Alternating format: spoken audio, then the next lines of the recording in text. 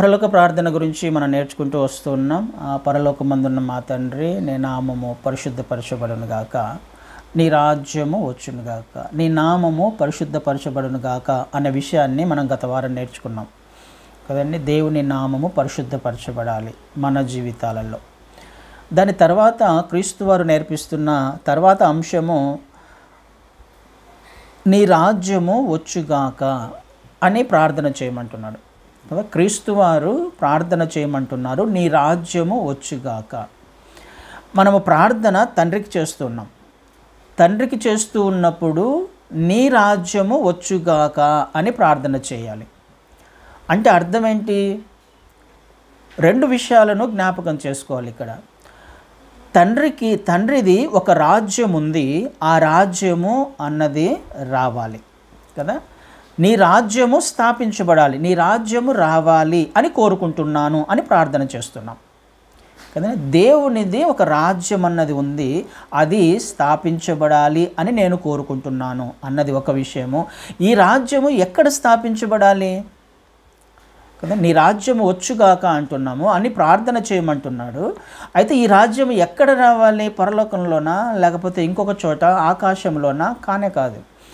మనము ప్రార్థన చేస్తున్నాం, మనుషులుగా మనము ప్రార్థన చేస్తున్నాము అని అంటే, ఈ భూమి మీద ఉండి మనము ప్రార్థన చేస్తున్నాము అని అంటే, ఆయన రాజ్యము భూమి మీద రావాలి అని నేను కోరుకుంటున్నానయ్యా అన్నది దాని యొక్క ఉద్దేశం కదండి. దేవుని రాజ్యము స్థాపించబడాలి ఈ భూమి మీద కదా. ఎక్కడికి రావాలని కోరుకుంటున్నాము? వచ్చుగాక అంటే ఎక్కడికి రావాలి కదా? ఇక్కడికి కదా రావాల్సింది. ఒకటి అంటే దేవుని రాజ్యం అన్నది ఒకటి రాబోతుంది అన్న విషయము సుస్పష్టముగా మనకు అర్థమవ్వాలి. దేవుని రాజ్యము స్థాపించబడబోతుంది అన్నది ఖచ్చితంగా మనం అర్థం చేసుకోవాల్సిన అవసరము ఖచ్చితంగా ఉంది. ఎక్కడనో కాదది, భూమి మీద స్థాపించబడాలి అన్నది దేవుని ఉద్దేశం. ప్రార్థన చేయమంటున్నాడు అన్నది ఆయన ఉద్దేశం కదా. అంటే అది రాలేదు, ఇంకా వచ్చుగాక అంటే అర్థం ఏంటి? వచ్చిందనా? రాలేదు కదా. వచ్చింటే మనం ఆ ప్రార్థన చేయాల్సిన అవసరంలా. దేవుని రాజ్యం స్థాపించబడి ఉంటే ఆ ప్రార్థన, ఆ అంశం అవసరంలా. కానీ వచ్చుగాక అని ప్రార్థన చేయమంటున్నాడు అని అంటే అది ఇంకా రాలేదు, కానీ నీ రాజ్యము ఈ భూమి మీద రావాలి, నీ రాజ్యము స్థాపించబడాలి అని నేను కోరుకుంటున్నానయ్యా అని ప్రార్థన చేయమంటున్నాడు కదండి. క్రీస్తు వారు ఎందుకు ఈ లోకంలోకి వచ్చారో కూడా ఆయన సుస్పష్టంగా సెలవిస్తున్నాడు కదా. ఆయన ఖచ్చితంగా మాట్లాడుతున్న మాటను మనం ఒకసారి లూకా సువార్త 4వ అధ్యాయంలో చూద్దాం. క్రీస్తు వారు మాట్లాడుతున్న మాట లూకా సువార్త 4వ అధ్యాయంలో 43వ వచనాన్ని చదువుదాం. 4వ అధ్యాయము లూకా సువార్త 43వ వచనము. ఆయన, నేనితర పట్టణములలోనూ దేవుని రాజ్య సువార్తను ప్రకటింపవలను, ఇందు నిమిత్తమే నేను పంపబడితినని వారితో చెప్పాను. క్రీస్తు వారు ఎందుకు వచ్చారు? ఒక కారణము, ప్రాముఖ్యమైన కారణము. ఎందుకు వచ్చానని ఆయననే చెప్పుకుంటున్నాడు. దేవుని రాజ్య సువార్తను ప్రకటించడానికి. దేవుని రాజ్యం అన్నది ఈ లోకంలోకి రాబోతుంది, ఈ విషయాన్ని నేను ప్రకటించాలి. ఎక్కడ ప్రకటించాలి? ప్రతి పట్టణంలో ప్రకటించబడాలి. ఆయన ఏ ఏ పట్టణాలలో అయితే తిరిగాడో, ఆయనకు ఏ ఏ స్కోప్ ఉందో ఆ సమయంలో ఎక్కడ తిరిగాడో, ఆయన వెళ్ళిన ప్రతి చోట కూడా దేవుని రాజ్యము వస్తుంది అనే విషయాన్ని చెప్పుకుంటూనే, ఆయన సువార్త ప్రకటించుకుంటూనే అద్భుతాలు చేశాడు. అద్భుతాలు చేయడానికి ఆయన ఈ లోకంలోకి రాలేదు. అద్భుతాలు చేయడానికి ఆయన ప్రాంతాలన్నీ, దేశాలన్నీ, పట్టణాలన్నీ తిరగలేదు. ఆయన ఎందుకు వచ్చాడు, ఎందుకు తిరిగాడు అని అంటే దేవుని రాజ్యం గురించి ప్రకటించడానికి కదండి. ఆయన వచ్చిందే దేవుని రాజ్య సువార్తను ప్రకటించడానికి. ఈ రాజ్యం అన్నది ఒకటి ఖచ్చితంగా రాబోతుంది అని ముందుగానే హెచ్చరించడానికి. ఇది మనకు అర్థం కావాలి. దేవుని రాజ్యం అనేది ఖచ్చితంగా రాబోతుంది. అందుకోసమే క్రీస్తు వారు ఈ లోకంలోకి పంపబడ్డారు. ఆయన వచ్చి ఆ సువార్తను ప్రకటించి ఆయన తిరిగి వెళ్ళాడు కదండి. నేను ఎందుకోసం వచ్చానో అన్న విషయం ఆయన ఖచ్చితంగా చెప్తున్నాడు. మార్కు సువార్తలో మనం అనుకుంటాం కదా, చూద్దాం. మార్కు సువార్త చివరి అధ్యాయంలో 16వ అధ్యాయము 20వ వచనంలో, వారు బయలుదేరి వాక్యమంతటా ప్రకటించిరి. ప్రభువు వారికి సహకారుడై ఉండి వెనువెంట జరుగుచు వచ్చిన సూచక క్రియల వలన వాక్యమును స్థిరపరచుచుండెను. ఆయన వెళ్తూ వెళ్తూ చెప్పిన చివరి ఆజ్ఞ ఏంటి? మీరు సర్వలోకానికి వెళ్ళి సర్వ సృష్టికి సువార్తను ప్రకటించండి. ఏ సువార్త ప్రకటించాలి? దేవుని రాజ్యము గురించిన సువార్తను ప్రకటించండి కదా. వీళ్ళందరూ వెళ్ళి ప్రకటించుకుంటూ ఏం ప్రకటిస్తున్నారు? వాక్యము అంతటా ప్రకటించిరి. అద్భుతాలు చేయడానికి కాదు వాళ్ళను పంపించింది దేవుడు. మొదటగా వాక్యమును ప్రకటించడానికి, సువార్తను ప్రకటించడానికి, దేవుని రాజ్యమును గురించిన సువార్తను ప్రకటించడానికి. అది ప్రకటిస్తున్నప్పుడు అద్భుతాలు ఆటోమేటిక్గా జరిగాయి.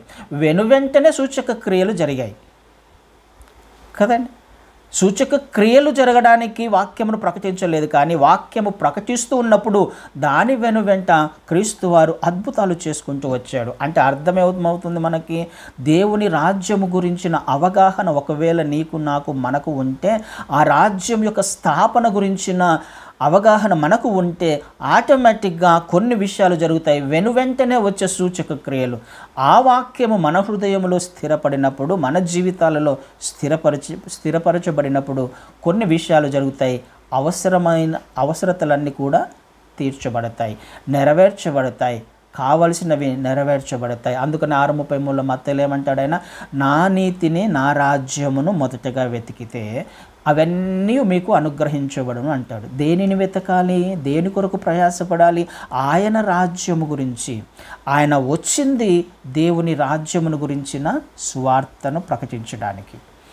ఆ రాజ్య సువార్తను నీకు నాకు మనకు అప్పగించాడు. ఆ రాజ్యము స్థాపించబడాలి. ఈ విషయము మనము ఖచ్చితంగా అర్థం చేసుకోవాల్సిన అవసరం ఉంది. ఆయన రాజ్యము స్థాపించబడాలి ఈ లోకంలో. అయితే ఆయన రాజ్యం ఏంటిది? ఆయన రాజ్యం స్థాపించబడాలి, బాగానే ఉంది. మరి ఇప్పుడున్న రాజ్యాల గురించి కాదు ఆయన మాట్లాడేది. యోహాను సువార్తలో 18వ అధ్యాయము, యోహాను సువార్త 18వ అధ్యాయము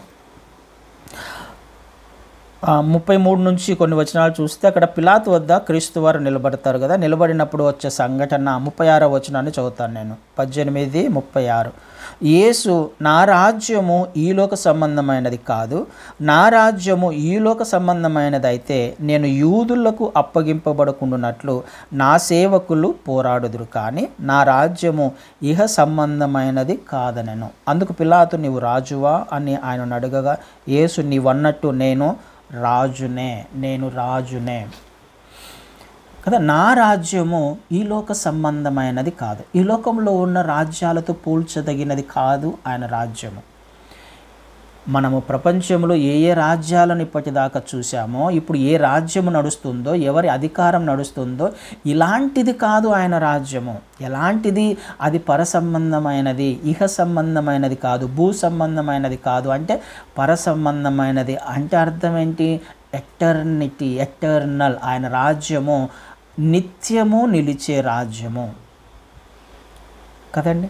నిత్యము నిలిచే రాజ్యం ఆయన రాజ్యము. ఆయన రాజ్యము నిత్యము నిలుస్తుంది కాబట్టే ఆయన శిష్యుల గురించి ఒక మాట మాట్లాడుతున్నాడు. నువ్వు రాజు అని అంటే, అవును నేను రాజునే, నేను ఈ లోక సంబంధమైన రాజ్యం కాదు నాది. ఈ లోక సంబంధమైనదైతే నా శిష్యులు కొట్లాడేవాళ్ళు, పోరాడేవాళ్ళు, యుద్ధం చేసేవాళ్ళు.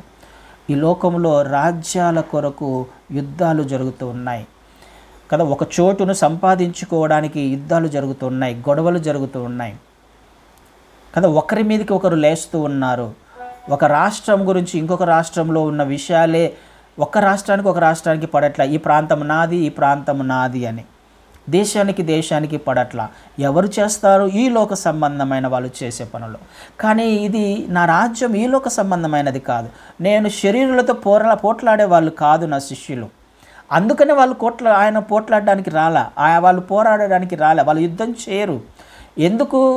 యుద్ధం చేసేది ఈ లోక సంబంధమైన వాళ్ళు. ఒకరి మీద ఒకరు కోపం పెంచుకునేది ఈ లోక సంబంధమైన వాళ్ళు, ద్వేషం పెంచుకునేది ఈ లోక సంబంధమైన వాళ్ళు. దేవుని రాజ్యంలో ప్రవేశించాలి అని అంటే ఒక లక్షణము మనకు అర్థమవుతుంది అక్కడ.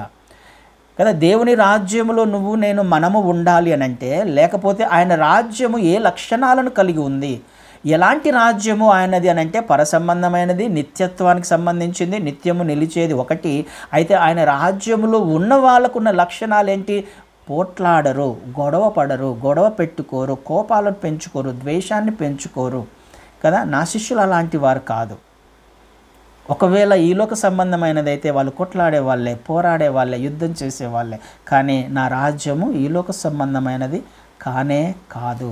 ఇది ఖచ్చితంగా మనం అర్థం చేసుకొని, నీ రాజ్యము వచ్చుగాక అని మనం ప్రార్థన చేస్తున్నామంటే ఒక రాజ్యము ఖచ్చితంగా రాబోతుంది. దానిని ముందుగానే ప్రకటించడానికి, దాని గురించిన అవగాహన ఇవ్వడానికి క్రీస్తు వారు ఈ లోకంలోకి వచ్చారు కదా. తెలీదు మనకి ఆ రాజ్యం ఏంటో, పరలోక రాజ్యం ఏంటో, అది ఎప్పుడు వస్తుందో, అసలు ఎందుకు వస్తుందో, ఎందుకు రాజ్యాన్ని ఆయన ఈ లోకంలోకి తీసుకురావాలనుకుంటున్నాడో కూడా ఈ విషయాలు మనకేం తెలీదు. ఆయన వచ్చి చెప్పితే తప్ప, ఆయన వచ్చి ప్రకటిస్తే తప్ప, అది నిజమా కాదా అనే విషయము గ్రహిస్తే తప్ప మనకు అర్థం కాదు. అందుకనే ఆయన ఇదే వచనాల్లో అంటాడు తర్వాత, నేను సత్యమును గురించి సాక్ష్యం ఇవ్వడానికి వచ్చాను అని అంటాడు. సత్యమును బయలుపరచడానికి వచ్చాను అని అంటాడు. దేవుని ఉద్దేశం ఏంటో తెలియచెప్పడానికి వచ్చాను అని అంటాడు కదండి. దేవుని రాజ్యము ప్రకటించడానికి నేను వచ్చాను, నేను రాజుని కదా. ఈ రాజ్యానికి పరసంబంధమైన రాజ్యము రాబోతుందే, ఈ రాజ్యానికి రాజు క్రీస్తు వారు కదండి. రాజ్యము అనగానే మనకేం గుర్తొస్తాయి? రాజ్యంలో రాజు ఉంటాడు, తర్వాత అధికారులు ఉంటారు, అంటే అడ్మినిస్ట్రేషన్ ఉంటుంది, ప్రజలు ఉంటారు. అయితే ఆయన రాజ్యానికి రాజు ఎవరు? నేనే రాజును అంటున్నాడు ఆయన. నేను రాజును. అయితే తర్వాత విషయాలు కూడా మనం ఆలోచించాలి. అలాంటప్పుడు అధికారులు ఎవరు, ప్రజలు ఎవరు అనే విషయం కూడా మనకు అర్థం కావాలి. అయితే ఆ రాజ్యం ఎలా ఉంటుందో మనకు తెలియచెప్పడానికి సూచనగా ఆయన ఒక దానిని పోలుస్తూ వస్తున్నాడు. ఇక్కడ ఒక కంపారిజన్ ఉంటుంది. ఆయన రాజ్యం ఎలా ఉంటుందో ఎవరికి తెలియదు కదా. క్రైస్తవులు విశ్వసించిన వారికి అర్థమవ్వచ్చేమో, కానీ మరి మిగతా వాళ్ళకు కూడా తెలియాలి కదా ఆయన రాజ్యం ఎలా ఉంటుందో, ఆయన రాజ్యం యొక్క పరిపాలన ఎలా ఉంటుందో, ఆయన రాజ్యంలో ఎలా జీవించాలో, ఎలాంటి వారు జీవిస్తారో అనే విషయం కూడా మనకు తెలుసు, విశ్వసించాం కాబట్టి. మిగతా వారికి కూడా తెలియచెప్పడానికి, గ్రహించడానికి ఆయన సూచనగా ఒక విషయాన్ని మాట్లాడుతున్నాడు. ఇదే లూకాసువార్తలో, లూకాసువార్త 17వ అధ్యాయంలో, లూకాసువార్త 17వ అధ్యాయము 20-21 చదువుదాం. 20-21 చదువుతున్నప్పుడు, దేవుని రాజ్యం ఎప్పుడు వచ్చునని పరిసయ్యులు ఆయనను అడిగినప్పుడు ఆయన, దేవుని రాజ్యము ప్రత్యక్షముగా రాదు, ఎందుకనగా ఇదిగో దేవుని రాజ్యము మీ మధ్యనే ఉన్నది కనుక ఇదిగో ఇక్కడనని అదిగో అక్కడనని చెప్ప వీలు పడదని వారికి ఉత్తరం ఇచ్చాను. అడుగుతున్నారు పరిసయ్యులు, దేవుని రాజ్యం వస్తుందని అంటున్నావు కదా, దేవుని రాజ్యము ప్రకటిస్తూ వస్తున్నావు కదా, ఎప్పుడు వస్తుంది? అది ఎలా వస్తుంది? మాకు ఎలా తెలుస్తుంది అంటే క్రీస్తు వారు మాట్లాడుతున్న ఆ మాట, దేవుని రాజ్యము ప్రత్యక్షముగా రాదు అంటే అర్థం ఏంటి? ప్రత్యక్షంగా ఈ లోకంలోకి రాదు అన్నది కాదు దాని ఉద్దేశం. ఇంగ్లీష్లో ఏమంటుందంటే, the Kingdom of God will not come with observation కదా. అబ్జర్వేషన్ అంటే గమనిస్తూ ఉండడం వలన దేవుని రాజ్యం రాదు. అంటే ఇప్పుడు సపోజ్ అర్థం అవ్వడానికి, ఇప్పుడు ఒక గవర్నమెంట్ ఉంది మనకి కదా, పోయినసారి ఎలక్షన్స్ జరిగాయి. ఎలక్షన్స్ జరుగుతూ ఉన్నప్పుడు ఒకటి ఓడిపోయింది, ఒకటి గెలిచింది. ఈ విషయాలన్నీ మనం గమనిస్తూ ఉన్నాం. అంటే దేవుని రాజ్యం అన్నది ఏదో ఒకరితో పోటీ పెట్టుకొని, లేకపోతే ఎలక్షన్స్ ద్వారానో ఇంకొక దాని ద్వారానో మన ముందు మనం చూస్తుండగానే, మనం గమనిస్తుండగానే ఆయన ఈ లోకంలోకి రాడు, ఆయన రాజ్యాన్ని స్థాపించడు. ప్రత్యక్షంగా మన కళ్ళ ఎదుట కనిపించేది కాదది అన్నది దాని ఉద్దేశం కదండి. ఎలక్షన్స్ ద్వారా ఏ రాజ్యం అయితే స్థాపించబడుతుందో, లేకపోతే ఇంకొకటి ద్వారా ఎవరైతే అధికారంలోకి వస్తారో, ఈ విషయాలు మనం గమనిస్తూ ఉన్నామో ఆ విధంగా వచ్చేది కాదది. ఆ రాజ్యం అన్నది అది ప్రత్యక్షంగా వచ్చేది కాదు. అబ్జర్వ్ చేస్తుండడం వలన, గమనిస్తూ ఉండడం వలన, లోకంలోని విషయాలతో కంపేర్ చేసుకుంటూ ఆ రాజ్యము ఇదిగో వచ్చేసింది, ఆయన వచ్చినాడు, ఈ విధంగా వచ్చాడు, ఆయన కూడా ఎలక్షన్లో నిలబడ్డాడు, లేకపోతే ఇంకొకటో అలా వచ్చేది కాదు. అది ప్రత్యక్షంగా మనకు కనిపించేది కాదు. కానీ ఆయన రాజ్యము ఆల్రెడీ మీ మధ్యలోనే ఉంది అంటున్నాడు ఆయన కదా. మనకు కనిపించే ఓన్లీ ఊరికి గమనించి న్యూస్ చదివి లేకపోతే అది ఇది తెలుసుకోవడం వలన వచ్చేది కాదు. కానీ ఆయన రాజ్యము మీ మధ్యలోనే ఉంది. ఎక్కడ ఉంది, అక్కడ ఉంది, ఇక్కడ ఉంది అని చెప్పడానికి వీల్లేదు. దేవుని రాజ్యము అక్కడ ఉంది, ఇక్కడ ఉందని చెప్పడానికి కాదు. కానీ ఆయన రాజ్యము ఉంది. ఎక్కడ ఉంది, ఏంటి ఆయన రాజ్యము? ఆయన రాజ్యమే సంఘము కదండి. ఆయన రాజ్యము పరలోక రాజ్యానికి సాదృశ్యంగా దానిని రుచి చూపించడానికి, పరలోక రాజ్యంలో ఎలాంటి పనులు లేకపోతే ఎలాంటి స్థాపన, ఎలాంటి పరిపాలన ఉంటుందో, అందులోని ప్రజలు ఎలా ఉంటారో తెలియచెప్పడానికి ఒక సిగ్నిఫికెంట్గా లేకపోతే ఒక గుర్తుగా ఆయన ఈ లోకంలో సంఘాన్ని స్థాపించాడు. అది తెలియచెప్పడానికి. సంఘానికి శిరస్సు ఎవరు? ప్రభువైన క్రీస్తువారు. శిరస్సు ఆయన, రాజు ఆయన. సంఘాన్ని ఇది యూనివర్సల్ చర్చ్ అనేది అంటాం మనం, యూనివర్సల్ చర్చ్. సంఘానికి శిరస్సు క్రీస్తువారు, ఆయన రాజు. పరిపాలన చేసే అడ్మినిస్ట్రేషన్ ఒకటి ఉంటుంది, సంఘాన్ని నడిపించే వాళ్ళు ఉంటారు, అది అడ్మినిస్ట్రేషన్. అందులోనే విశ్వాసులు ప్రజలుగా ఉంటారు. ఒక ఉదాహరణగా సంఘాన్ని ఈ లోకంలో ఆయన స్థాపించాడు. అది ఎక్కడుంది? ఇక్కడ అక్కడ అని కాదు, ఎక్కడ పడితే అక్కడ ఉంది సంఘం. ఆయన రాజ్యము మధ్యలోనే, మన మధ్యలోనే ఉంది కదండి.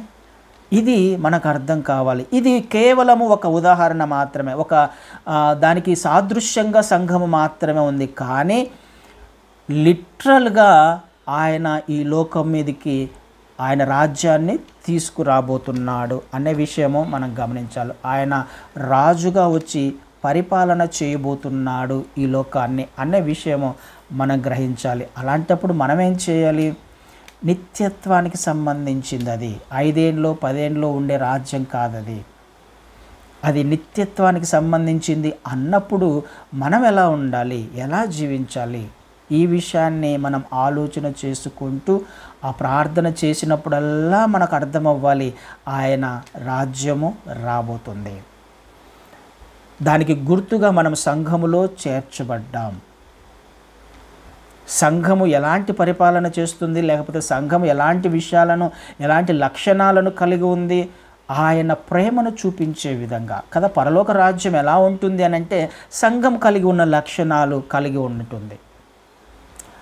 ఆయన పరిపాలన ఎలా ఉంటుంది అని అంటే సంఘంలో ఎలాంటి వారు జీవిస్తారో, ఎలాంటి ఆలోచనలు కలిగిన వారు, ఎలాంటి విశ్వాసం కలిగిన వారు, తమ కొరకు కాకుండా, స్వార్థముతో కాకుండా, ద్వేషముతో కాకుండా, కోపముతో కాకుండా, ఈ లోకంలో ఉన్న లక్షణాలతో కాకుండా ఏ విధంగా అయితే ప్రేమ కలిగి, క్షమాపణ కలిగి, ఆదరించేవారిగా, బలపరిచేవారిగా ఉంటారో అలాంటి వారు ఆయన రాజ్యంలో ఉంటారు కదండి. అది ఆయన చెప్పడానికి ప్రయత్నం చేస్తున్నాడు. ఈ విషయము మనకు అర్థమవ్వాలి. ఈ విషయాన్ని ఆయన చెప్పుకుంటూ ఇందాక చదవబడిన వాక్యంలో అక్కడ ఇక్కడ ఉండదు, దేవుని రాజ్యం మీ మధ్యలోనే ఉంది అని చెప్తూ పైకి వచ్చినప్పుడు ఆయన ఒక ఉదాహరణ ఒకటి ఉంటుంది కదా మనకి. అది మత్తయి సువార్తలో చూస్తాం మనం. 19 ఒకసారి చదువుతాం. అది మత్తయి సువార్త 19వ అధ్యాయంలో దీనికి సంబంధించింది కాబట్టి నేర్చుకునే ప్రయత్నం చేద్దాం. మత్తయి సువార్త 19వ అధ్యాయము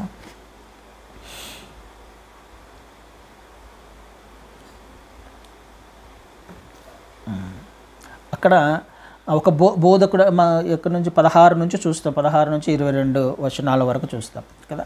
అక్కడ ఒక వ్యక్తి వస్తున్నాడు, వచ్చి పరిగెత్తుకుంటూ వచ్చి నిత్య జీవానికి వెళ్ళాలంటే నేనేం చేయాలి, పరలోక రాజ్యానికి వెళ్ళాలంటే నేనేం చేయాలి అని అంటే ఆయన చెప్తున్న మాట, నువ్వు వెళ్ళాలి అని అంటే నువ్వు ఈ పనులు చేయాలి. నేను అయ్యా మొదటి నుంచి కూడా చేస్తూ ఉన్నాను, నీ తల్లిదండ్రులను ప్రేమించు, దొంగతనం చేయొద్దు, అబద్ధం ఆడదు, ఆజ్ఞల గురించి చెప్పుకుంటూ వస్తున్నప్పుడు ఇవన్నీ నేను చేసుకుంటూనే వస్తున్నాను. అయితే నీకు ఒకటి కొదువగా ఉంది. సో నువ్వేం చేస్తున్నావు అని అంటే నువ్వు ఏదైతే కలిగి ఉన్నావో దానిని అమ్మి బీదలకిచ్చి వచ్చి నన్ను వెంబడించు అని ఆయన మాట్లాడుతున్నాడు. కదండి. ఒకటి, ఆయన రాజ్యములో రాజుగా క్రీస్తువారు పరిపాలన చేయబోతున్నారు. రెండవదిగా అధికారులు కావాలి కదా, పరిపాలన చేసేవాళ్ళు కావాలి. ఎవరు అడ్మినిస్ట్రేషను, ఎవరు ఈ రాజ్యాన్ని పరిపాలన చేస్తారు అని అంటే ఆయన మాట్లాడుతున్న మాట 27వ వచనాన్ని చదివి మనం పైకొద్దాం ఒకసారి. 27వ వచనంలో చదివి, పేతురు, ఇదిగో మేము సమస్తమును విడిచిపెట్టి నిన్ను వెంబడించితిమి కనుక మాకేమి దొరుకునని ఆయనను అడగగా, యేసు వారితో ఇట్లనెను, ప్రపంచ పునర్జననమందు మనుష్య కుమారుడు తన మహిమగల సింహాసనము మీద ఆసీనుడై ఉండినప్పుడు నన్ను వెంబడించిన మీరును 12 సింహాసనముల మీద ఆసీనులై ఇజ్రాయేలు 12 గోత్రముల వారికి తీర్పు తీర్చుదురు. కదండి.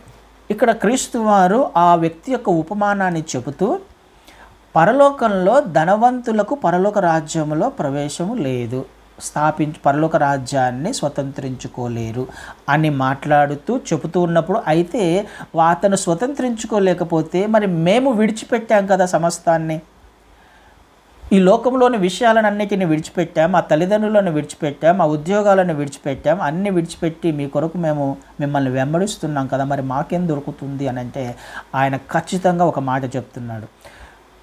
మనుష్య కుమారుడు సింహాసనము మీద ఆసీనుడై ఉన్నప్పుడు, మహిమగల సింహాసనం మీద ఆసీనుడై ఉన్నప్పుడు మీరు కూడా నాతో పాటుగా 12 సింహాసనముల మీద పరిపాలన చేస్తారు. ఎవరు? ఆయనను వెంబడించేవాళ్ళు కదా. కిందికి వచ్చినప్పుడు ఆయన మాట్లాడుతున్న మాట 29వ వచనంలో, నా నామము నిమిత్తము అన్నదమ్ములనైనను అక్క చెల్లెండ్రనైనను తండ్రినైనను తల్లినైనను పిల్లలనైనను భూములనైనను ఇండ్లనైనను విడిచిపెట్టి ప్రతి వాడును 100 రెట్లు పొందును. అంటే ఆయన రాజ్యంలోకి రావడం అనేది ఒక విషయం అయితే, పరిపాలన చేసే అవకాశం కూడా దేవుడు నీకు నాకు మనకు ఇస్తున్నాడు అడ్మినిస్ట్రేషన్లో ఉండడానికి. ఎవరు పరిపాలన చేస్తారు? ఆయనను వెంబడించే వాళ్ళు. ఈ లోకంలోని విషయాల మీద ఆసక్తి పెట్టుకోకుండా, ఆశలు పెట్టుకోకుండా విడిచిపెట్టుకోవడానికి ఎవరైతే ప్రయత్నం చేసి క్రీస్తు వారిని వెంబడిస్తారో వారికి ఏమి అవకాశం ఉంది? ఆయన పునర్జన్మ సంబంధమైన పునర్జననమందు అని మాట్లాడుతున్నాడు కదా. 28వ వచనంలో యేసు వారితో ఇట్లా, నేను ప్రపంచ పునర్జననమందు అంటే ఫుట్ నోట్ 1 ఉంది అక్కడ, పునఃస్థితి స్థాపన అని కింద రాయబడింది. పునఃస్థితి స్థాపన యందు అంటే ఈ ప్రపంచము మళ్ళీ ఒక విధంగా స్థాపించబడబోతుంది. ఏ విధంగా? పునఃస్థితి. ఇంతకుముందున్న స్థితి రాబోతుంది. ఏంటి ఇంతకు ముందున్న స్థితి? ఇప్పుడున్న స్థితి ఏంటి? ఇంతకు ముందున్న స్థితి ఏంటి? ఇంతకు ముందున్న స్థితి ఏదెను తోటలో ఆదాము అవ్వలు ఏ విధంగా అయితే దేవునితో పాటుగా ఉన్నారో ఆ స్థితి స్థాపించబడడానికి, పాపము లేని రాజ్యము స్థాపించబడడానికి కదండి. పాపం ఇంకా రాకముందు ఆదాము అవ్వలు ఏ విధంగా దేవునితో ఉన్నారో ఆ స్థితి ఈ లోకంలో స్థాపించబడాలి. అర్థమవ్వడానికి దేవుడు ఆదాము అవ్వలను సృష్టించిన తర్వాత ఏం చెప్పాడు వాళ్ళకి? ఈ భూమిని నిండించి ఫలించి అభివృద్ధి పొంది భూమిని ఏం చేయాలంట? ఏలండి అన్నాడు. అంటే భూమిని పరిపాలన చేయాలి. ఆదాము అవ్వలు చేయాల్సిన పని ఈ భూమిని స్వతంత్రించుకోవాలి, భూమిని పరిపాలన చేయాలి. కానీ ఆదాము అవ్వలు చేశారా? చేయలేదు. దేవుని రాజ్యము ఆదాము అవ్వల ద్వారా స్థాపించబడుతూ నీతి న్యాయములను ఆధారం చేసుకొని రాజ్యము విస్తరించాలి. యాక్చువల్గా దేవుని ఉద్దేశం అది. ఏదెను తోటలో దేవుడు చెప్పిన పని అది. ఆదాము అవ్వలకి స్థాపించబడిందా ఆయన రాజ్యాన్ని? లేకపోతే ఈ భూమిని వాళ్ళు పరిపాలన చేశారా? పరిపాలన చేయలేకపోయారు. ఇది జరగడానికే క్రీస్తు వారు వచ్చారు. మొదటి ఆదాము ఫెయిల్ అయిపోయాడు, రెండవ ఆదాముగా క్రీస్తు వారు ఈ లోకంలోకి వచ్చారు. వచ్చి ఏం చేయడానికి వచ్చాడు? దేవుని రాజ్యమును స్థాపించడానికి. ఏదైతే ఆదాముకు దేవుడు చెప్పాడో పరిపాలన చేయండి అన్నాడో ఆ విధమైన పరిపాలననే జరగడానికి పునఃస్థితి స్థాపన. ఇంతకుముందు ఆదాము అవ్వలు ఏ విధంగా అయితే ఉన్నారో ఉండి వాళ్ళు పరిపాలన చేయాలో ఆ స్థితిని మళ్ళీ స్థాపించడానికి క్రీస్తు వారు రెండవ ఆదాముగా వచ్చి అదే స్థితిని ఈ భూమి మీద తీసుకురాబోతున్నాడు. ఎప్పుడు జరగబోతుంది ఇది? ఆయన ఈ లోకంలోకి లిటరల్గా వచ్చి రాజ్యాన్ని స్థాపించినప్పుడు. ఎప్పుడు రాబోతున్నాడు ఆయన? 1000 ఏళ్ళ పరిపాలనలో కదండి. క్రీస్తు వారే స్వయంగా ఆయన ఫిజికల్గా ఈ లోకంలోకి వచ్చి యెరూషలేమును లేకపోతే సియోనుని సింహాసనముగా చేసుకొని ఆయన పరిపాలన చేయబోతున్నాడు. ఆ రాజ్యము స్థాపించబడాలయ్యా. ఆ రాజ్యము స్థాపించబడాలి అని అంటే మొదటగా నేను సంఘములో చేర్చబడాలి కదా. ఎవరుంటారు ఆ రాజ్యంలో? ఆయనను వెంబడిస్తున్న వాళ్ళే. మొదటగా నా హృదయంలో ఆయన రాజ్యం స్థాపించబడాలి. ఆ యవ్వనస్తుడు వచ్చి నేను వెళ్ళాలి పరలోక రాజ్యానికంటే క్రీస్తు వారు చెప్పిన మాట, ఇవన్నిటినీ నువ్వు విడిచిపెట్టి అమ్మి బీదలకు ఇచ్చి నన్ను వెంబడించు అన్నాడు. ఆ వ్యక్తి వెంబడించలేకపోయారు క్రీస్తు వారిని. ఎందుకు? తన హృదయములో అధికారాన్ని పెట్టుకున్నాడు, తన హృదయంలో ధనాన్ని పెట్టుకున్నాడు. ఆ వ్యక్తి ధనికుడు అని రాయబడింది 3 సువార్తల్లో గమనిస్తే. ఆ వ్యక్తి యవనస్తుడు, ఆ వ్యక్తి ధనవంతుడు, ఆ వ్యక్తి అధికారి అని రాయబడింది. అంటే ఆ వ్యక్తి హృదయములో అధికారం ఉంది, ఆ వ్యక్తి ధనవంతుడు, యవనస్తుడు. ఇవన్నిటిని కలిగిన ఈ వ్యక్తి ఏం ఎక్స్పెక్ట్ చేస్తున్నాడు? అందులో సాటిస్ఫాక్షన్ లేదని తనకు తెలుసు. అందుకని పరిగెత్తుకుంటూ వచ్చాడు ఒక యవనస్తుడు, ఒక అధికారి కదా. రోడ్డు మీద క్రీస్తు వారు వెళ్తుంటే పరిగెత్తుకుంటూ వచ్చి మోకాళ్ళ మీద ఉండి ఆయనను ప్రార్థన చేస్తారా, అడుగుతాడా, అయ్యా నిత్య జీవానికి వెళ్ళాలంటే నేనేం చేయాలి అని. అంటే అర్థమేమవుతుంది? తనకు సాటిస్ఫాక్షన్ లేదు హృదయంలో, జీవితంలో. ఏదైతే తను ఈ లోకంలో కలిగి ఉన్నాడో దాని వలన తృప్తి లేదు. కానీ క్రీస్తు వారు ఆన్సర్ చెప్పాడు, ఇవన్నీ విడిచిపెట్టు. నీకు తృప్తి కలగాలి అని అంటే నువ్వు చేయాల్సిన పని, ఏదైతే నీ జీవితంలో నువ్వు పొసెస్ చేసుకున్నావో, నీ హృదయంలో నింపుకున్నావో దానిని విడిచిపెట్టు అని అర్థం. మిగతావన్నీ అమ్మివేయడం అంటే అర్థం ఏంటి అని అంటే, నా హృదయంలో వాటన్నిటినీ, ధనాన్ని, అధికారాన్ని, యవ్వన బలాన్ని నా హృదయంలో పెట్టుకొని నేను జీవించే ప్రయత్నం చేస్తే దేవుని రాజ్యంలోకి ప్రవేశించలేం. ఎందుకు? మనకు మత్తయి సువార్తలో చూస్తాము. ఒక చోట చదువుదాం ఆ మాట కూడా. మత్తయి సువార్తలో 6వ అధ్యాయంలో, మత్తయి సువార్త 6వ అధ్యాయము 21వ వచనం చదువుతాను. నీ ధనం ఎక్కడ ఉండునో అక్కడనే నీ హృదయము ఉండును. ఆ వ్యక్తి, ఆ యవనస్తుడు ఏం పెట్టుకున్నాడు తన హృదయములో కదా? నీ ధనం ఎక్కడ ఉంటుందో నీ హృదయం అక్కడే ఉంటుంది, నీ అధికారం ఎక్కడ ఉంటుందో నీ హృదయం అక్కడ ఉంటుంది. నువ్వు దేనినైతే పొసెస్ చేసుకున్నావో, దేనినైతే నువ్వు ఈ లోకంలో కలిగి ఉన్నావో దాని మీదనే నీ హృదయం ఉంటుంది, నీ ఆలోచనలు ఉంటాయి, నీ తలంపులు ఉంటాయి, నీ జీవితం ఆధారపడి ఉంటుంది. అందుకనే దానిని తీసివేయమంటున్నాడు ఆయన కదా. ఎందుకు ఆ వ్యక్తి వదులుకోలేకపోయాడు? చిన్న బుచ్చుకొని వెళ్ళిపోయాడు ఆ వ్యక్తి కదా. నిత్యత్వానికి వెళ్ళడానికి లేకపోతే పరలోక రాజ్యంలో చేరడానికి వచ్చిన అవకాశాన్ని ఉపయోగించుకోలేకపోయాడు. ఎందుకు? తను కలిగి ఉన్నది తన హృదయములో స్థిరపరుచుకున్నాడు, తన హృదయాన్ని దాని మీదనే పెట్టుకున్నాడు. కాబట్టి ఆయన రాజ్యములో ప్రవేశించడానికి అర్హతను కోల్పోయాడు, చిన్నబుచ్చుకున్నాడు. అందుకనే ఆయన చెప్తూ వచ్చాడు శిష్యులకు, ఇదిగో ఇలాంటి ధనవంతులు పరలోక రాజ్యంలో ప్రవేశించలేరు. ఎందుకు? వారి హృదయం దాని మీదనే ఉంటుంది, వారి ఆలోచనలు దాని మీదనే ఉంటాయి. కానీ దేవుడు మాట్లాడుతున్న మాట, నిత్యత్వానికి సంబంధించింది నా రాజ్యము, అది స్థాపించబడబోతుంది, అది ఈ భూమి మీదకి రాబోతుంది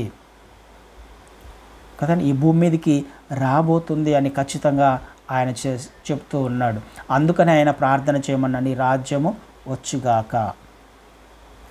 దానికి ఉదాహరణగా ఇంకొక ఉదాహరణ చెప్పి నేను ముగించే ప్రయత్నం చేస్తాను. ఇది లూకా సువార్త 19వ అధ్యాయంలో, లూకా సువార్త 19వ అధ్యాయము 12 నుంచి కొన్ని వచనాలు చదువుదాము. 12 నుంచి చదివితే అక్కడ రాజకుమారుడు రాజ్యం సంపాదించుకొని తను మళ్ళా వస్తానని చెప్పేసి దూరదేశము ప్రయాణమై వెళ్ళిపోతున్నప్పుడు దాసులను పిలిచి, కొంతమంది దాసులను 10 మందిని పిలిచి వారికి 10 మీనాలను ఇచ్చి, నేను వచ్చే వరకు వ్యాపారం చేయడని వారితో చెప్పాను కదా. ఈ విషయం మనకు తెలుసు. మీనాలను ఇచ్చి వెళ్తాడు, అందరికీ 10 మంది దాసులను పిలిచి మీనాలను ఇచ్చి వెళ్తాడు. వీళ్ళందరూ ఏం చేస్తున్నారు? కొంతమంది మీనాలు ఇవ్వబడిన ఆ మీనాతో తర్వాత ఆయన వచ్చాడు, రాజు వచ్చినప్పుడు లెక్క అడుగుతాడు కదా. రెండవసారి ఆయన వస్తున్నాడు, ఆ రాజు వచ్చి లెక్క అడగడానికి వచ్చాడు కదండి. క్రీస్తు వారు రెండవసారి ఈ లోకంలోకి ఎందుకు వస్తున్నాడంటే లెక్క అడగడానికి వస్తున్నాడు. వచ్చినప్పుడు ఏం జరుగుతుంది? 16వ వచనంలో, మొదటివాడు ఆయన ఎదుటికి వచ్చి, అయ్యా నీ మీనా వలన 10 మీనాలు లభించినని చెప్పగా అతడు, భలా మంచి దాసుడా, నీవు ఈ కొంచెంలో నమ్మకంగా ఉంటివి కనుక 10 పట్టణముల మీద అధికారివై ఉండుమని వానితో చెప్పెను. ఆ వ్యక్తి చేసిన పని ఏంటి? దేవుడు ఒక పనిని అప్పజెప్పాడు ఆ వ్యక్తికి. ఒక మీనాను ఇచ్చాడు అని అంటే ఒక పని అప్పజెప్పాడు అనుకుందాం. ఆ పనిని ఏం చేశాడు ఆ వ్యక్తి? 10 మీనాలను చేశాడు. అంటే దానిని అభివృద్ధి పరిచాడు, దాన్ని మల్టిప్లై చేశాడు, కష్టపడ్డాడు. ఆ రాజు ఇచ్చిన పనిని నమ్మకంగా పనిచేశాడు, అలక్ష్యము చేయలేదు. దేవుని రాజు ఇచ్చిన పని అలక్ష్యం చేయకుండా ఖచ్చితంగా రాజు వచ్చే లోపల నేను ఒక పని చేయాలి, దానిని మల్టిప్లై చేయాలని శ్రమపడ్డాడు, కష్టపడ్డాడు, నమ్మకంగా పనిచేశాడు. పనిచేసి దాని యొక్క ఫలాన్ని తిరిగి రాజుకి ఇస్తున్నాడు, లెక్క అప్పచెపుతున్నాడు. లెక్క అప్పచెప్పినప్పుడు ఆ వ్యక్తి, రాజు అన్న పని ఏంటి? బలా నమ్మకమైన మంచి దాసుడా, నువ్వు 10 మీనాలను సంపాదించావు కాబట్టి 10 పట్టణాల మీద నువ్వు అధికారివై ఉండు అని. ఎక్కడివి 10 పట్టణాలు? 10 పట్టణాల మీద అధికారివై ఉండాలి. ఎప్పుడు అది 10 పట్టణాల మీద అధికారిగా ఉండాలి? ఎప్పుడు జరుగుతుంది ఈ విషయము? ఈ విషయమే మనకు అర్థం కావాలి కదండి. ఈ రాజు క్రీస్తు వారికి సాదృశ్యంగా ఉన్నాడని తెలుసు. ఆయన వెళ్తూ కొన్ని పనులు సంఘానికి లేకపోతే విశ్వాసులకు అప్పజిప్పాడని తెలుసు. ఈ పనులు అప్పగించిన ఈ పనులు మనము నమ్మకంగా చేస్తూ వెళ్తున్నప్పుడు, యథార్థంగా జీవిస్తూ వెళ్తూ ఉన్నప్పుడు, ఆ యవనస్తుని మాదిరిగా ఈ లోకంలోని విషయాలను హృదయంలో పొసెస్ చేసుకోకుండా, ఈ లోకాన్ని సంపాదించే దాని మీద కాకుండా, ఈ వ్యక్తి ఏ విధంగా అయితే పని చేశాడో ఈ వ్యక్తిలా నమ్మకంగా ఇవ్వబడిన కొంచెం పనే మనకి 70 సంవత్సరాల జీవితం అంటే నిత్యత్వంతో పోల్చుకుంటే చాలా తక్కువ సమయం కదండి. నిమిషాలు కూడా ఆయన లెక్కలో నిమిషాలు కూడా సరిపోతుంది, నిమిషాలు కూడా కాదు. అంటే ఇవ్వబడిన ఈ సమయాన్ని నమ్మకంగా చేసుకుంటూ వెళ్తే ఆయన ఏం చెప్తున్నాడు? 10 పట్టణాలను ఇస్తున్నాడు ఆయన. ఎప్పుడు జరుగుతుంది? ఆయన రెండవసారి వచ్చినప్పుడు లెక్క చూసుకున్న తర్వాత ఎవరైతే నమ్మకంగా పనిచేస్తారో వాళ్లకు అధికారాన్ని ఇవ్వడానికి ఇష్టపడుతున్నాడు. ఈ విషయం అర్థం. ఎప్పుడు ఈ 10 పట్టణాల మీద అధికారము? ఆయన వచ్చినప్పుడు, ఆయన పరిపాలన చేయడానికి, ఈ లోకం మీదకి పరిపాలన చేయడానికి వచ్చినప్పుడు. 1000 ఏళ్ల పరిపాలనలో అనేక పట్టణాలు ఉంటాయి కదా. ఈ ప్రపంచమంతా కూడా ఇప్పుడు ఆయన రాజ్యమే, దేవుని రాజ్యమే. ప్రపంచమంతా దేవుని రాజ్యమే. యెరూషలేము క్యాపిటల్ సిటీగా మారబోతుంది రానున్న దినాలలో. ఆ క్యాపిటల్ సిటీ నుంచి క్రీస్తు వారు పరిపాలన చేస్తూ ఉన్నప్పుడు మిగతా రాజ్యాలను కూడా పరిపాలన చేయాలి కదా, మిగతా దేశాలను పరిపాలన చేయడానికి కావాలి కదా అడ్మినిస్ట్రేషన్. ఎవరిని ఆయన ఎన్నుకుంటాడు? ఎవరైతే నమ్మకంగా పనిచేస్తారో, ఇవ్వబడిన పనిని ఎవరైతే నమ్మకంగా జీవించే ప్రయత్నం చేస్తారో, ఆయన పనిని తిరిగి ఆయనకు అప్పచెపుతారో, లెక్క అప్పచెపుతారో, వారు ఈ లోకంలో దేవుని చిత్త ప్రకారము ఆయన రాజ్యం వచ్చినప్పుడు ఆ పట్టణాల మీద అధికారిగా ఉంటాడు. ఇవన్నీ చదువుతున్నప్పుడు మనకు ఖచ్చితంగా భయం వేయాలి, ఖచ్చితంగా త్వరపడాలి ఆయన రాజ్యములో చేర్చబడడానికి కదా. 1000 ఏళ్ల పరిపాలన గురించి ఒకవేళ మనకు అవగాహన కావాలి అని అంటే దాని గురించి ఒకసారి ప్రకటన గ్రంథంలో రాయబడింది. అది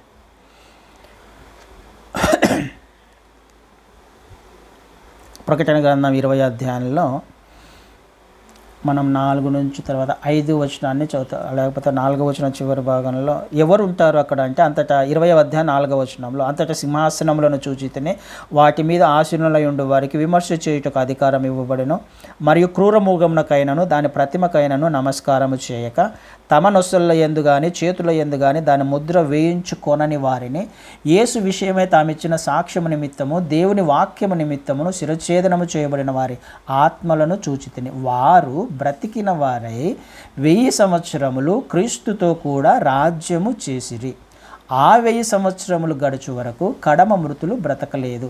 ఇదియే మొదటి పునరుత్థానము కదా. ఇక్కడ 1000 సంవత్సరాల పరిపాలన చూస్తున్నాం. దాని యొక్క భావాలు ఇవన్నీ తర్వాత నేర్చుకుందాం. అదొక పెద్ద సబ్జెక్టు. మళ్ళీ ఎవరు పరిపాలన చేస్తారు? ఆయన కొరకు సాక్షులుగా జీవించిన వాళ్ళు ఆయన వచ్చే లోపల ఒకవేళ చనిపోయినారు అని అంటే వీళ్ళు మళ్ళీ బ్రతికిన వారై కదా, ఆయన కొరకు శ్రమలు పడినవారు, హింసించబడ్డవారు, నిందించబడ్డవారు, నమ్మకంగా జీవించిన వారు ఎవరైతే ఉన్నారో ఒకవేళ మరణిస్తే వాళ్ళు తిరిగి ఆయనతో పాటుగా పరిపాలన చేయడానికి లేస్తారు అని రాయబడింది కదా. వాళ్ళు బ్రతికి 1000 సంవత్సరాలు దేవునితో పాటుగా, క్రీస్తు వారితో పాటుగా పరిపాలన చేస్తారు. ఈ పరిపాలన చేసేటప్పుడు ఆయన కొంతమందికి అధికారం ఇస్తాడు, ఆయనను వెంబడించే వారికి. నమ్మకంగా జీవిస్తే 10 పట్టణాలా, 5 పట్టణాలా, ఇంకా ఎన్ని ఎక్కువనా అది మనకు తెలియదు. ఆయన ఇచ్చే ఆయన అధికారం ఇస్తాడు కదండి. రాజుగా ఆయన రాబోతున్నాడు అతి త్వరలో. 1000 సంవత్సరాల పాలన లిటరల్గా ఈ భూమి మీద స్థాపించబడుతుంది. అధికారులు, అడ్మినిస్ట్రేషన్ ఎవరంటే నీకు, నాకు, మనకు కూడా అవకాశం ఉంది. ఒకవేళ మనము కూడా ఈ లోకంలో దేవుని చిత్త ప్రకారము జీవించే ప్రయత్నం చేస్తే, లోకంలోని అశాశ్వతమైన వాటిని హృదయంలో నింపుకోకుండా ఆయన చిత్త ప్రకారము ఆయన రాజ్యాన్ని మన హృదయంలో మొదటగా స్థాపించుకుంటే, ఇందాక శిష్యులు ఏ విధంగా అయితే చెప్పారో మేము అన్నిటినీ విడిచిపెట్టాం కదా, మాకేమొస్తుంది అని ఏ విధంగా అయితే అడిగారో, మనము కూడా ఆ విధంగా అన్నిటినీ విడిచిపెట్టుకోగలిగితే, విడిచిపెట్టుకుంటే అన్ని రోడ్ల మీద తిరగమని కాదు, హృదయములో నింపుకోకుండా, వాటి మీద ఆశ పెట్టుకోకుండా, తల్లినైనను, తండ్రినైనను, కుమారులనైనా, భూములనైనా, ఏవే అన్ని లిస్ట్ ఉంది, వాటన్నిటిని హృదయంలో నింపుకోకుండా ఆయనకు మొదటి ప్రాధాన్యత ఇచ్చేటట్లయితే వాళ్ళు పరిపాలన చేసే అధికారం ఉంది, అవకాశం ఉంది. ఆలోచన చేసే ప్రయత్నం చేద్దాం. దేవుడు మనకు కూడా అవకాశం ఇస్తున్నాడు. రెండవది అడ్మినిస్ట్రేషన్ ఉండాలి. ఎవరు అడ్మినిస్ట్రేట్ చేస్తారంటే వీళ్ళు చేస్తారు. మూడవదిగా ప్రజలు ఉండాలి. ఎవరు ప్రజలు ఒకవేళ అలా జీవించకపోయినా, అంత నమ్మకంగా ఇచ్చిన పనిని రెట్టింపు చేయలేకపోయినా, ఆయనకు అప్పచెప్పకపోయినా, కనీసము ప్రజలుగా ఉండే అవకాశమైనా మనకు ఇవ్వబడాలి. కనీసం దేవుని రాజ్యంలోనైనా ఉండాలి. ఎలా ఉంటాము? ఆయన ప్రజలుగా ఉండాలి అని అంటే ఏం చేయాలి? మార్కు సువార్తలో మొదటి అధ్యాయంలో, మార్కు సువార్త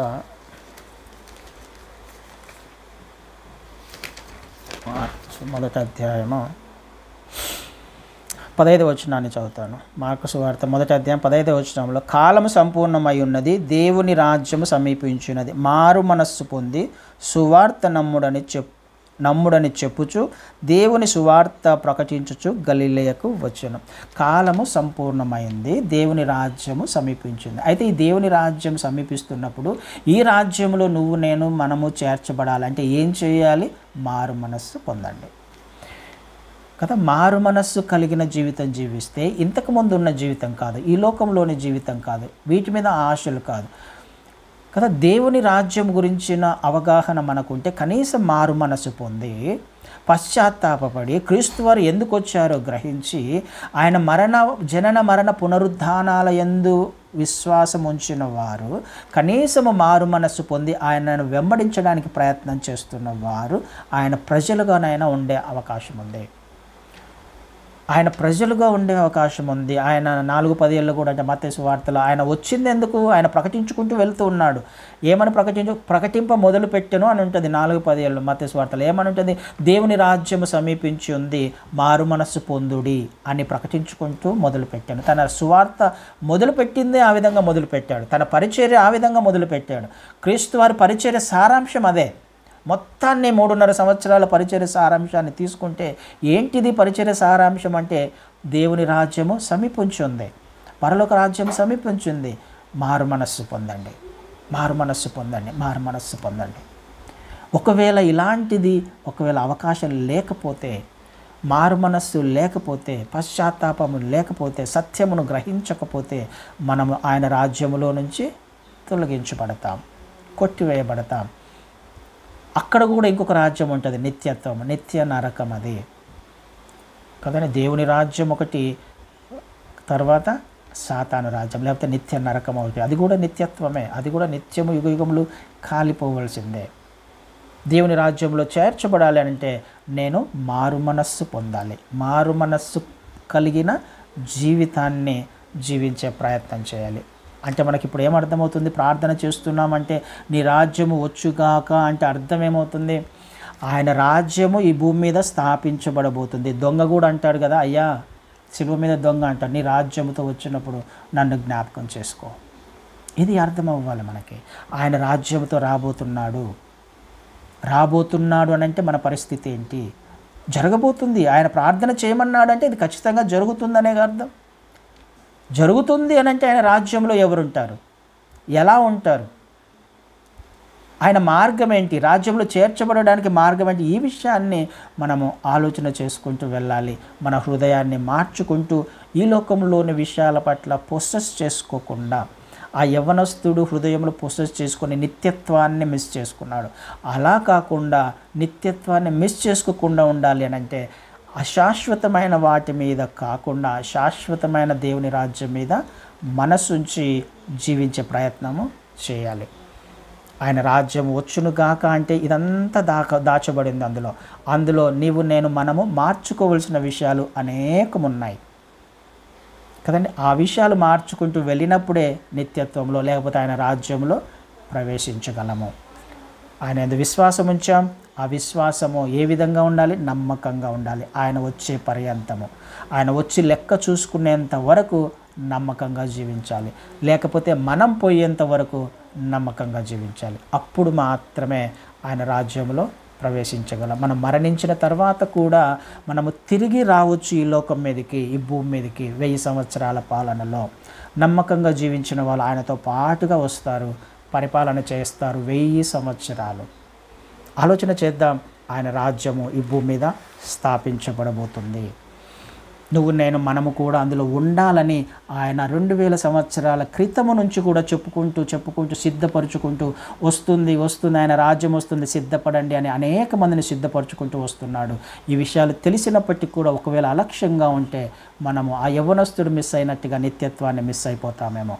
అలాంటి వారముగా కాకుండా దేవుని రాజ్యములో నీవు నేను మనమందరము కూడా ఉండులాగున ప్రార్థన చేద్దాం, సిద్ధపడదాం. ఆయన రాజ్యంలో మనమందరం కూడా ఉండడానికి దేవుని కృప కొరకు, సహాయం కొరకు ప్రార్థన చేద్దాం. అట్టి కృప దేవుడు మనందరికీ అనుగ్రహించును గాక. ఆమేన్.